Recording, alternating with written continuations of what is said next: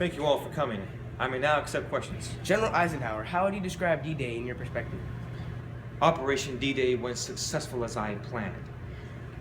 We invaded the beaches of Normandy on June the 6th. It was brutal and hard for me and mostly my beloved men.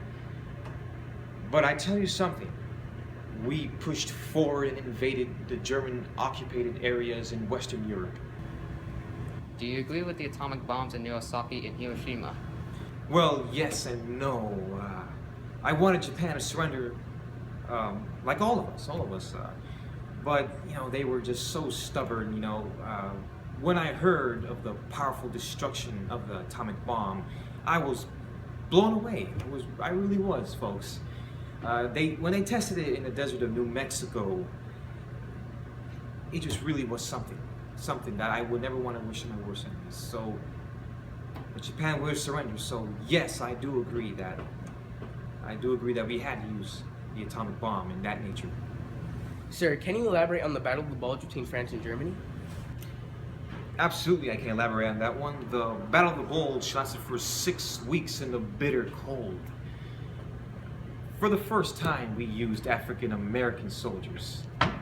We sent them into combat, and they were just absolutely wonderful. Great soldiers, great to fight alongside of them. Our allies, our reinforcements, successfully caused the German occupation to collapse successfully. Thank the Lord for them. Without them, we couldn't advance more in the war and anything. But unfortunately, we lost many men. I can't recall the number, but hopefully they're up there. Thank you. What problems occurred while commanding operations during the war? The problems were due to our troops being fatigued by continuous combat. Such strong men we do have in this great country.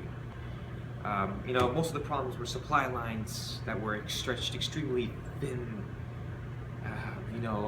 They were depleted.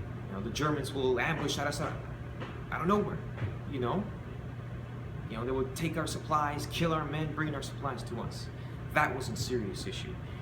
For instance, the attack on Pearl Harbor with the Japanese, the Battle of the Bulge, as I said previously, the Battle of the Bulge with Germany. That was my biggest problem, us losing supplies. But our country, as always, worked hard to ensure that we had supplies. You said in an earlier press conference that you found plans useless. Does that mean you never had a plan for World War II? And that you won by luck? Well, yes. Not all plans, go as they're supposed to. Sometimes we plan, but do because of our resources, our weather conditions, or the enemy, put a halt to our advantage. Sometimes plans are useless. But every one of my operations, I always plan with integrity, with intelligence. So that's why we're always successful. No, there is no luck. It's pure skill that we Americans and my beloved men always fight with. There is no luck. It's pure skill. You must plan with accuracy and preciseness to successfully triumph over your enemy. Did you ever think that Japan was preparing to attack the naval base Pearl Harbor when a representative met the president the day before? No, I never expected the Japanese to ever invade us. No. But Japan was always ambitious. They were attacking everywhere around, most parts of the Pacific, around there. I had no clue they were going to attack us.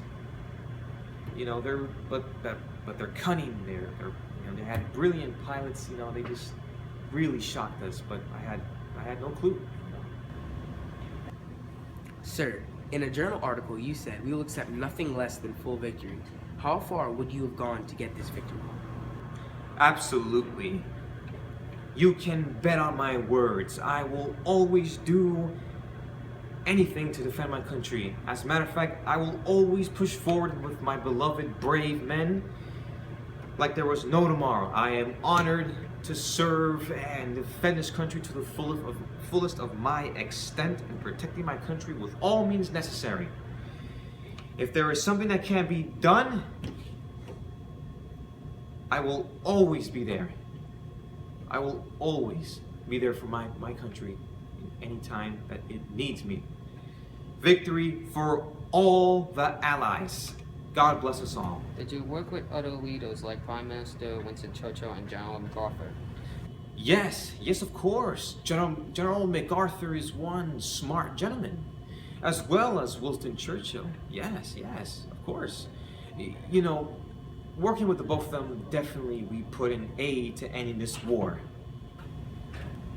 What are your thoughts of being called Man of the Year in the Times papers? Wow, that is a pleasure to hear. Really, it is. It's an honor. But remember, ladies and gentlemen, our real heroes are our troops and men, my men. You know, they did the fighting. They were the ones that put their lives at risk and the countless days of fighting. They are the ones that should be credited with the real heroes, you know, all the credit. I was just a commander commanding from the back lines, really. But